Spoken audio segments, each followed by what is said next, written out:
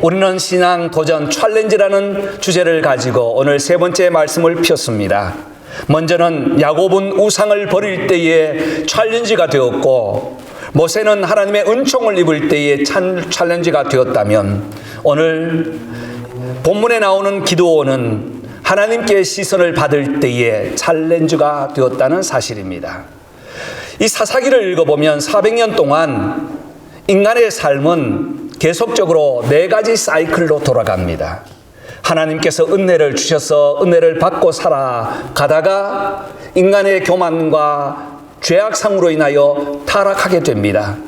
대적하게 되고 하나님을 원망합니다. 그때 하나님은 회초리 징계라는 막대기를 사용해서 다시 고통을 주죠.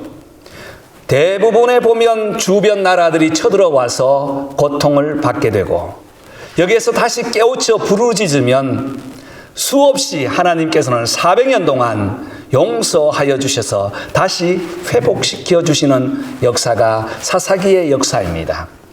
오늘 본문은 6장부터 8장까지 나오는 내용 전체인데, 6장 1절을 보면 이스라엘 백성들이 여호와 앞에 또 악을 행하여, 또라는 말이 많이 나와요. 반복되었다는 말이죠.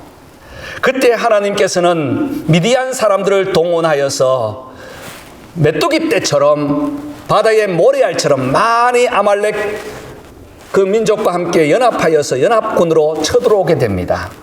오늘 이 상황은 이 위험한 상황에서 기드온이 어떻게 대처했는가, 그리고 어떻게 하나님께서는 기드온에게 다시 챌린지, 인생의 도전을 주었는가 하는 말씀을 중심에서 설교하려고 합니다. 하나님께서는 기드온의 작은 자를 들어서 큰 용사로 부르셨습니다. 이 기드온은 얼마나 하나님 앞에 부름을 받을 때 작은 자였나 하면 6장 12절 말씀에 기드온을 시선하셨던 하나님께서 큰 용사여 여호와께서 너와 함께 하시도다 라고 불렀습니다. 그런데 큰 용사는 훈련을 잘 받고 싸움에 당당하게 나가서 담대하게 싸워야 되는데 기드온은 그렇지 못했어요. 6장 11절과 12절 그리고 15절 말씀에 보면 그는 미디안 사람들이 두려워서 포도즙 틀에 곡식을 넣고 타작을 하던 중에 하나님이 찾아오셨습니다. 이 미디안 상인들은 얼마나 악독한가 하면요, 계산이 빠르고 낙타를 타고 다니기 때문에 적당한 이 전투력은 모든 것을 해치고 뚫고 들어옵니다. 이 이스라엘 땅에 특별히 므낫세 지파에 있는 이 지파의 작은 지파에 와서 곡식을 다 빼앗아가 버려요. 그리고 짐승들을 다 빼앗아가 버립니다. 그러니까 사람들이 얼마나 궁핍했는가 하면 추수가 되기 전에 작은 추수의 그 곡식을 베어와 가지고 밖에서 타작하지 못하고 포도주를 짜는 그 틀 속에 넣어서 타작하고 있었습니다. 다시 말해서 하루하루의 삶을 궁핍하게 살면서 살아가는 그때였다는 것이죠. 이렇게 숨어 있을 때 하나님이 큰 용사여라고 불러주셨습니다. 그때 6장 15절에는 므낫세 지파 중에서 나는 가장 작은 우리 집안이고 우리 집안 중에도 나는 가장 작은 자입니다 라고 고백을 합니다. 사실 그랬어요. 여러분, 성경에 보면 하나님께서는 작은 자를 들어서 크게 사용하십니다. 우리가 잘 아는 다윗 있지요. 하나님께서 사울에게 기름을 준비하여 이제 이스라엘의 왕을 세우기 위해서 이새의 집을 찾아갑니다. 하나님께서 이곳에 보내셨는데 오늘 기름을 부어 구별하여 왕으로 삼을 자를 찾는데 이 집에 아들이 있습니까? 라고 했더니 첫 번째 아들 쫙 나오는데요, 얼마나 키가 크고 늘씬하고 사람 보기에 좋은지 기름을 부으려고 하는데 하나님이 그는 아니다. 둘째, 셋째 막 지나갑니다. 다 지나갔어요. 7집까지 지나가고 이제 더 아들이 없습니까? 라고 물었더니 그 아버지가 말을 합니다. 하나 있기는 있는데 지금 양을 치고 있습니다. 목동으로 양을 치고 있는 가정에서 있으나 마나 하는 그런 아들이었어요. 그런데 하나님께서는 그에게 기름을 부으시고 그를 왕으로 삼으사 이스라엘 역대 가운데 통일 왕국을 세우시고 지금도 이스라엘 백성들은 다윗을 그리워하면서 소망하고 있는 그 왕, 가장 작은 자를 들어서 크게 사용하시는 하나님이라는 것입니다. 여러분, 아무리 작은 자라도, 아무리 보잘것 없는 자라도 하나님의 시선이 임하면 큰 자로 불러주시고 사용하여 주시는 줄 믿습니다. 기도원을 부르셨어요. 기도는 하나님께 부름을 받았습니다. 그리고 나서 하나님께서 불러주시기는 불러주셨는데 이것을 확인해야 되겠거든요. 그래서 하나님께 투정을 부립니다. 하나님, 여기 양털 뭉치가 하나 있는데 이 양털 뭉치를 밖에 놓을 테니까 오늘 자고 일어나면 이 양털 뭉치에만 이슬이 있고 주위는 다 마르게 하소서. 여러분, 이게 말이 되는 이야기입니까? 이슬이 내릴 때 다른 곳은 말랐고 이곳에만 물이 있다니요. 그런데 하나님께서는 그 투정도 들어주셨어요. 그래서 그 양털을 아침에 일어나서 물을 짜니 그것이 양풍에 가득하였더라고 했습니다. 여기서 끝나면 되는데 한 가지 또 제안을 합니다. 하나님, 이번에는 양털 뭉치가 있다면 양털은 마르게 하고 주변은 다 이슬이 있게 하소서. 말도 안 되는 투정을 할 때 하나님께서는 그것까지 들어주셨어요. 여러분, 하나님의 시선이 머문 곳에는 인간의 아무 생각이나 아무 계획이 있을지라도 하나님의 뜻대로 불러주시고 사용하여 주시는 줄 믿습니다. 아무리 투정해도 끝까지 인내하시고 사랑하시고 도와주시는 우리 하나님, 저와 여러분도 연약한 작은 자 아닙니까? 세상에 내어놓고 보면 참 이렇게 드러낼 수 있는 것 아무것도 없을지라도 우리를 사랑하시고 우리에게 시선을 보내어주신 우리 하나님은 우리를 위하여 예수 그리스도를 보내시고 그 은혜로 새롭게 보배롭게 값진 큰 용사로 우리를 불러주신 줄 믿습니다. 그래서 우리는 세상의 용사는 안 되어도 우리 하나님 앞에 십자가의 용사로 은혜로 부름받은 사실을 꼭 기억하는 저와 여러분 되시기를 바랍니다. 그렇습니다. 하나님의 시선이 임하면 우리는 하나님께 감사하고 하나님께 기도하고 말씀 보면서 하나님과 교제할 때 때로는 투정과 같고 말이 안 되는 것 같지만 하나님께서는 우리와 교제하기를 원하시고 우리의 반응을 기다리시고 우리의 하나님 앞에 투정을 기다리시는 우리 아버지십니다. 이것이 바로 기도 아니겠습니까? 저와 여러분들이 약하고 빈약하고 부족하다고 느껴질 때에 하나님께 투정하여서 하나님의 은혜를 듬뿍 받는 성도들 되시기를 주의 이름으로 축복합니다. 두 번째 말씀 보면 이제 7장 1절부터 15절까지 내용이에요. 미디안 군사들이 올라왔습니다. 얼마나 많이 올라왔는가? 보니까 군사들은 메뚜기 떼 같이 들어왔다고 했어요. 그리고 낙타를 타고 왔는데 낙타가 서 있는데 바다에 모래알 같대요. 적어도 15만 정도가 된다고 추측합니다. 그래서 기드온이 나가서 부름받아 백성들에게 선포합니다. 우리 나가서 싸웁시다 라고 했어요. 그랬더니 3만 2천 명 정도가 자원해서 왔습니다. 별의별 사람 다 왔겠죠. 여기에는 먹고 살기 위해서 온 사람도 있고 덩달아 온 사람도 있고 흥에 겨워서 온 사람도 있고 옆에 가니까 같이 온 사람도 있었을 거예요. 그런데 하나님께서는 너무 군사가 많다는 겁니다. 그래서 선포합니다. 여러분 보십시오. 여기에 얼마나 많은 군사들이 지금 메뚜기처럼 엎드려 있는지 어떻게 싸우겠습니까? 두려워하는 사람은 돌아가십시오 했더니 10,000명이 남고 22,000명이 돌아갑니다. 10,000명 가운데도 하나님께서 너무 많다는 거예요. 그래서 그들에게 맹훈련을 시켰습니다. 죽을 수도 있습니다. 이제 우리와 함께 죽으러 갑시다 하고 맹훈련을 시키고 와서 우리가 잘 아는 것처럼 시냇가에서 물을 먹도록 하죠. 어떻게 먹습니까? 손으로 움켜 먹는 사람 300명만 따로 세워서 나머지는 다 집으로 돌아가도록 합니다. 여러분, 제가 계산을 해보니까 100대 1의 경쟁률이었습니다. 어디에 가는데? 싸우러 가는데 말이죠. 상 받으러 가는 것도 아니에요. 지금 죽으러 가는데 300명이 선택되었습니다. 왜 하나님께서는 많은 군사들을 다 집으로 돌려보내고 300명만 데리고 갔을까요? 첫 번째는 이 전쟁은 하나님께 속해 있기 때문에 군사가 많아서 나가 싸워 이겼다면 너희 힘 우리의 군사력으로 이겼다고 하기 때문에 상상도 할 수 없는 그 인원을 데리고 나가도록 한 것입니다. 이것은 바로 지혜로운 사람, 순종하는 사람, 많은 숫자가 필요한 것이 아니라 하나님의 전쟁에는 숫자의 많고 적음이 아니라 지혜롭고 순종하는 사람이 임하면 전쟁을 승리하게 됩니다. 그것이 성경의 역사예요. 많은 성경의 역사들이 그런 내용이 있지요. 그래서 시편 20편 7절에는 어떤 사람은 병고 어떤 사람은 말을 의지하나 우리는 우리 하나님의 이름을 자랑하리로다. 하나님의 이름이 함께 있으면 어디에 가나 무엇을 하나 승리하게 된다는 사실입니다. 그래서 하나님께서는 지혜로운 자를 선택하시고 사용하십니다. 그러나 실제는 그렇지 않습니다. 미디안과 아말렉 연합군이 골짜기에 누웠는데 골짜기에 빽빽하게 엎드려 있는 것입니다. 그래서 이것이 장난 아니었습니다. 어떻게 할지 몰랐습니다. 그런데 그날 밤에 잠을 자는데 한 병사가 꿈을 꾸어요.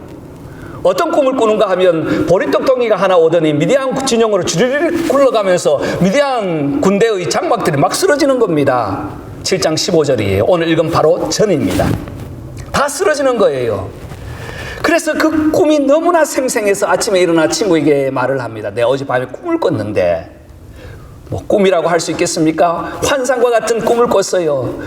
떡덩이가 어디 굴러가더니 막 그렇게 미디안 진영에 들어가서 다 장막이 막 쓰러지더라는 거예요. 이 이야기를 들은 기드온이 하나님께 경배하고 꿈과 해몽을 듣고 하나님께 경배하고 나가자라고 출발을 했습니다. 이것이 무엇입니까? 바로 하나님이 함께 하신다는 비전입니다. 여러분, 비전이 있는 사람은 하나님이 함께 하십니다. 비전이 있는 사람은 과거에 머무르지 않고 내일을 향해서 출발합니다. 오늘 비록 보잘것없는 300명이라 할지라도 그들이 훈련받아야 무슨 훈련을 받았겠어요? 요즘처럼 총검수를 받았겠습니까? 어떤 미사를 쏘겠습니까? 좌표를 놓고 지적해서 쏘겠습니까? 아니에요. 훈련을 받았다 하면 달리기 몇 번 했지 않겠어요? 산에 올라갔다 왔고 막대기 들고 싸웠지 않겠습니까? 그럼에도 불구하고 하나님께서는 두렵지 않도록 비전을 보여주시고 그 비전에 따라 움직이는 사람들에게 승리의 깃발 오른손을 들어주셨다는 사실입니다. 여러분, 저와 여러분들도 이 비전은 우리 눈에 보이지 않지만 하나님께서는 오늘 또 비전의 사람을 찾고 계십니다. 저와 여러분들이 꿈을 꾸십시다. 하나님이 함께 하시고 하나님이 일하시고 하나님이 행하시는 꿈을 꿀 때 이것이 바로 우리에게 주시는 하나님의 비전입니다. 여러분, 우리 하나로 장로교회도 하나님의 비전으로 세워졌습니다. 과거에 아픈 일들이 있었지만 그 모든 것들을 딛고 일어서는 것은 하나님께서 이곳에 시선을 집중하시고 우리에게 비전을 주시고 과거에 머무르지 않고 내일을 향해서 주시는 하나님의 계획과 섭리를 따라서 순종할 때에 예수 그리스도의 은혜와 능력, 성령의 축복과 능력이 이 가운데서 함께하는 줄 믿습니다. 하나님께서는 비전을 통해서 우리를 사용하신다는 것입니다. 세 번째, 하나님은 깨어질 때 역사가 일어납니다. 16절로 17절 말씀입니다. 300명을 세대로 나누어서 각 손에 나팔과 빈 항아리를 들리고 항아리 안에 횃불을 감추게 하고 나갑니다. 참 이 전쟁은 창을 예리하게 갈거나 칼을 예리하게 갈아가지고 전쟁을 준비해야 되는데 준비한 그 전쟁의 용품 보니까 무엇이에요? 항아리 준비하고 또 무엇 준비했어요? 횃불 준비하고 또 하나는요? 나팔 준비했어요. 전쟁기구가 아닙니다. 이건 예배기구들이에요. 항아리 준비해서 횃불을 준비하고 그리고 나팔을 준비해서 나가자는 겁니다.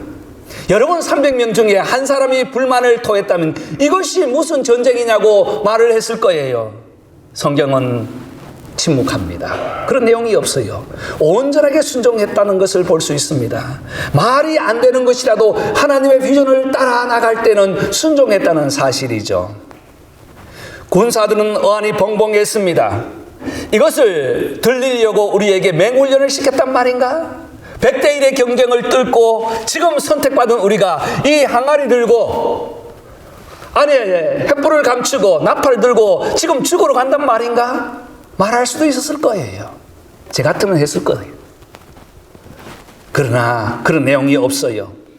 왜냐하면 사람의 힘으로 승리했다고 자랑하지 못하도록 하나님께서 하신다는 사실을 다시 보여줍니다.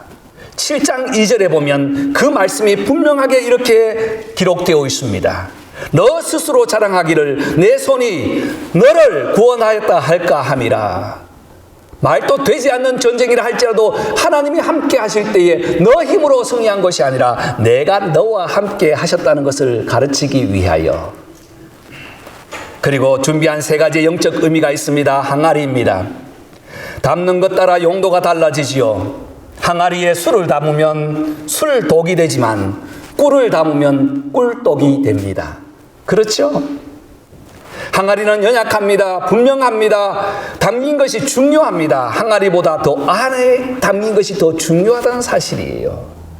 그래서 성경 이사야 64장 8절에는 우리 하나님은 토기장이요 우리는 질그릇이라고 했어요. 우리는 다 그가 만드신 보잘것없는 연약하고 깨지는 질그릇 같다고 했습니다. 예레미야 18장 4절에도 토기장이는 자기 의견에 좋은 대로 질그릇을 만든대요. 항아리를 만든대요. 맞습니다. 그러나 항아리 속에 무엇이 담겼느냐에 따라서 우리의 육신 날마다 시간이 가면서 쇠하지만 우리의 육신 속에 마음 속에 무엇이 담겼느냐에 따라서 가치는 달라집니다. 고린도 전서 6장 19절에 성령이 너희 마음에 계시면 성령의 전인 것을 알지 못하느냐. 고린도후서 4장 7절에 내 안에 예수님이 계시면 너는 보배를 담은 그릇이라고 했습니다. 그렇습니다. 여러분, 우리의 마음속에 무엇을 담고 있습니까? 그런데 기드온은 항아리에 횃불을 넣었습니다. 그리고 300명도 많아서 세 대로 나누었어요. 100명 세우고 100명 오른쪽 산 위에 또 100명은 왼쪽 산 위에 세워서 캄캄한 밤에 숨죽이고 기다리고 있습니다. 지금 골짜기 아래는 많은 군사들이 엎드려 있고요. 많은 낙타들이 지금 준비해 있습니다. 이 작전을 누가 세웠겠어요? 그렇습니다. 횃불을 담았는데 이 횃불은 밝혀줌과 거룩을 의미합니다. 창세기 17장 5절에 아브라함과 하나님이 언약을 맺을 때에 아브라함이 꾹꾹꾹꾹 졸고 있으니까 그만 횃불이 쓱 지나가면서 너는 나의 백성이다 하고 언약을 맺어주셨어요. 하나님의 은혜이죠. 하나님을 의미하고 성령을 의미합니다. 그렇습니다. 아무리 이 항아리에 좋은 것이 담겨 있어도 꺼내 보지 않으면 효과가 없는 것처럼, 바꿔 말하면 이 항아리가 깨어져야 이 횃불이 환하게 드러나는 것처럼 항아리가 깨어져야 합니다. 저와 여러분에게도 육신의 항아리가 있다면 우리의 마음이 깨어져야 우리 속에 담겨있는 예수 그리스도가 나타나게 되는 줄 믿습니다. 날마다 우리는 어떻게 하자? 깨어지자. 시작. 날마다 깨어지자. 시작. 날마다 깨어지자. 날마다 내가 깨어져야 돼요.